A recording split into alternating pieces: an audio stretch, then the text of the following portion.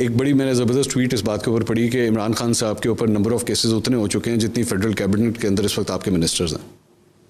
Is this fair to democracy?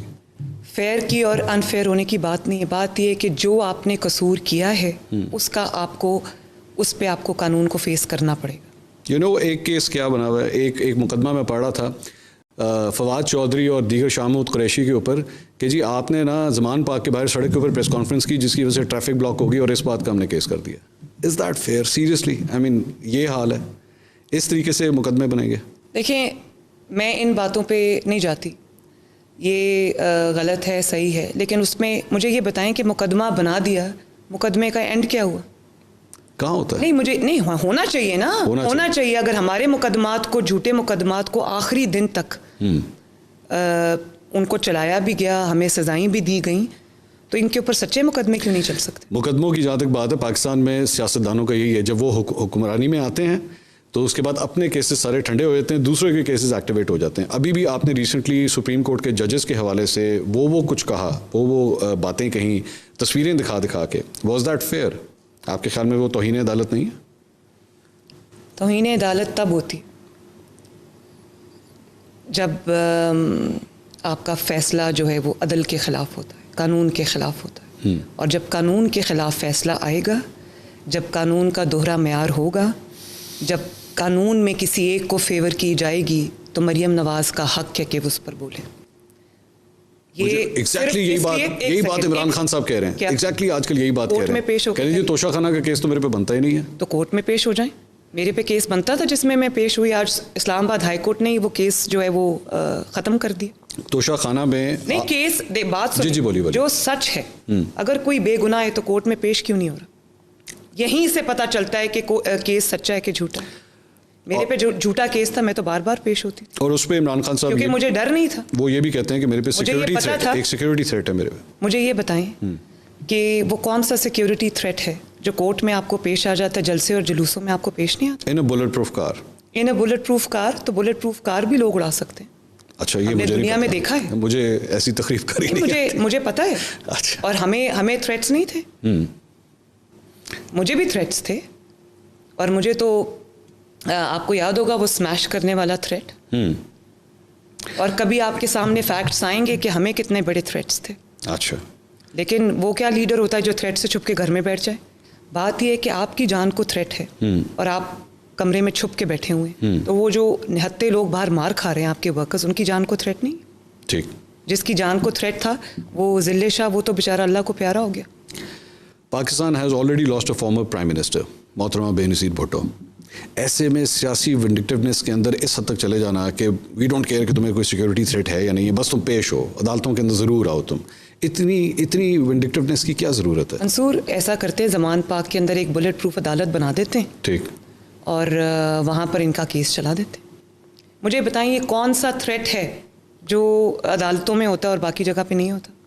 ٹھیک, اس وجہ سے آپ سمجھتے ہیں کہ ان کو عدالتوں میں پیش ہونا چاہیے؟ بالکل پیش ہونا چاہیے, قانون کو فیس کرنا چاہیے, یہ چارپائی کے نیچے سے نکلنا چاہیے. اور یہ ایک ریسٹ وارنٹس کے اوپر امپلیمنٹ کروانے کے لیے اس حد تک جو فورس آ گئی, مطلب پورا ایک خانہ جنگی کا ماحول بن گیا زمان پاک کے باہر. فیئر تھا؟ خانہ جنگی کا ماحول کس نے بنایا؟ خانہ جنگی کا ماحول اس نے بنایا جو قانون کے آگے پیش نہیں ہوتا, جو ہمیشہ سے یہ رٹ لگاتا تھا کہ طاقتور کے لیے دوسرا قانون ہے اور جو غریب آدمی ہے اس کے لیے دوسرا قانون ہے. جس کی وجہ سے نواز شریف کو سیسیلین مافیا, ڈان اور گاڈ فادر کے القابات سے نوازا گیا. آج جسٹس کھوسا جس کی سربراہی میں پاناما بینچ کام کر رہا تھا, آج اس کو پتہ چل گیا ہوگا. یہ جو مناظر ہم ٹی وی میں دیکھ رہے ہیں, آج اس پاناما بینچ سے بھی میں پوچھتی ہوں کہ آپ کو اب پتہ چلا ہے کہ سیسیلین مافیا کون ہوتا ہے, ڈان کون ہوتا ہے, گاڈ فادر کون ہوتا ہے. ٹھیک, اور جو آپ نے کہا کہ خانہ جنگی کا ماحول ہے وہ کس نے بنایا؟ وہ میں نے کیونکہ جیل نہیں جانا, میں نے کیونکہ عدالت نہیں جانا, میں نے قانون کے آگے پیش نہیں ہونا, اس لیے میں جی بی سے, گلگت بلتستان سے فورس بلا کر اس کو پنجاب پولیس پر گولیاں چلانے کے لیے کہوں گا, اس کو گھر کے اندر چھپا کے رکھوں گا. میں کے پی کے سے دہشت گردوں کو بلاؤں گا, میں کے پی کے سے, آپ کو پتہ ہے دہشت گرد چھپے ہوئے ان کے گھر کے اندر. اور ان کو لا کے کھڑا کروں گا پنجاب پولیس کے آگے, ان سے پنجاب پولیس کے سر پھٹواؤں گا اور پنجاب پولیس کے اوپر پتھراؤ کرواؤں گا.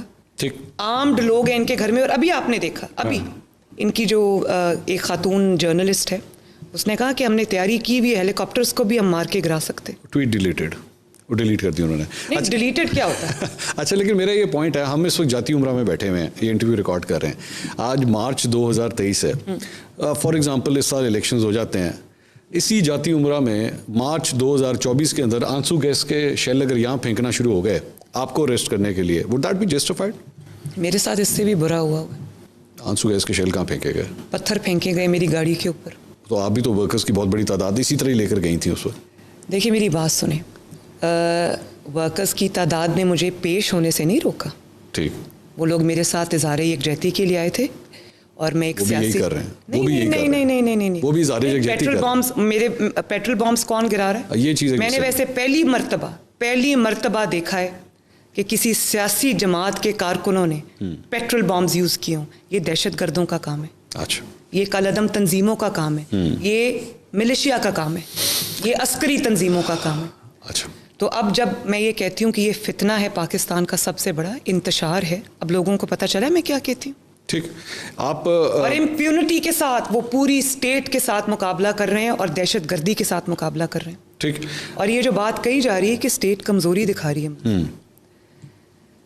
میں یہ سمجھتی ہوں کہ اسٹیٹ کو اب عمران خان کے ساتھ اور پی ٹی آئی کے ساتھ جس طرح وہ کالعدم تنظیموں کو ہینڈل کرتے, جس طرح وہ دہشت گرد جماعتوں کو ہینڈل کرتے, ان کے ساتھ بھی. پاکستان تحریک انصاف ایک کالعدم جماعت ہے. بالکل, پاکستان تحریک انصاف ایک کالعدم جماعت, بہت بڑی پاکستان اسٹیٹمنٹ ہے. تحریک انصاف ایک دہشت گرد جماعت ہے جس کا, جو میں نہیں کہہ رہی, 3 دن سے دنیا ٹی وی پہ دیکھ رہی, آپ دیکھ رہے. کون سی مجھے آج تک پاکستان کی 76-77 ایئر ہسٹری میں بتا دیں یہ دہشت گرد جماعت, کون سی ایسی جماعت ہے. ایک سیکنڈ, یہ دہشت گرد جماعت 30 سے زیادہ سیٹیں جیت کے میری بات سنیے, منصور میری بات سنیے. اس ملک میں سیاستدانوں کو پھانسیاں بھی ہوئی, پاکستان میں جلا وطنی بھی, عمر قید بھی ہوئی, لائف ٹائم امپریزنمنٹس بھی ہوئیں, لائف ٹائم ڈسکوالیفیکیشنز بھی ہوئی, قتل بھی ہوئے سیاسی رہنما, جان سے گئے. آج تک مجھے کوئی اگزامپل دیں کہ کسی سیاسی جماعت نے پیٹرول بمز استعمال کیے ہوں, ٹھیک, وہ ذخیرہ کر کے گھر میں رکھے ہوں, ان کو چلایا ہو سیکیورٹی فورسز کے اوپر, ٹھیک, پھر ایک صوبے سے جہاں پہ آپ کی حکومت ہے وہاں سے آپ نے جو فورس لا کے دوسرے صوبے کی فورس کے سامنے کھڑی کی ہو. یہ خانہ جنگی نہیں تو اور کیا, لیکن اس کی ابتدا کس نے کی؟ تو یہ سیاسی جماعتیں کرتی. مجھے بتائیں, آپ کہتے ہیں آپ نے دہشت گرد, آپ مجھے بتائیں پاکستان کی 76 ایئرس کی ہسٹری میں کس سیاسی جماعت نے کبھی یہ کیا ہوا ہے؟ ویسے یہ نہیں, بالکل نہیں کیا ہوا ہے کسی سیاسی جماعت نے. ایک مذہبی جماعت نے کیا تھا جب آپ لوگوں کی حکومت تھی, اس وقت بھی کیا تھا, عمران خان صاحب کے دور میں بھی کیا تھا, لیکن آپ لوگوں نے کبھی بھی اسے کالعدم نہیں کیا اور نہ کروایا. ٹھیک ہے, اور آپ بڑی معذرت کے ساتھ میں بھی سیاسی جماعت کی بات, میں پیورلی سیاسی جماعتوں کی بات کری, میں ان جماعتوں کی بات نہیں کر رہی جن کو سیاسی جماعتوں کے سامنے اژدہا بنانے کے لیے کریٹ کیا. تحریک لبیک پاکستان ایک سیاسی جماعت ہے. میری بات سنیں, میں ان جماعتوں کی بات نہیں کر رہی جن کو سیاسی جماعتوں کو کمزور کرنے کے لیے لانچ کیا گیا سیاست میں. تحریک لبیک کی بات کر رہی ہیں آپ؟ باقیوں کی بھی بات کر, اس لیے لانچ کیا گیا, باقیوں کی بھی بات کر. آپ کے شوہر ان کو سپورٹ کرتے ہیں, جا کے ان کے کانسیپٹ کو سپورٹ کرتے ہیں؟ میں اپنے شوہر کے اس کے لیے جواب دہ نہیں ہوں, آپ مجھ سے میری بات کریں. وہ ایک انڈیپینڈنٹ پرسن ہے, وہ جو بھی بات کرتے ہیں وہ ضروری نہیں کہ وہ میری پوائنٹ آف ویو ہو یا وہ میری پالیٹکس ہو.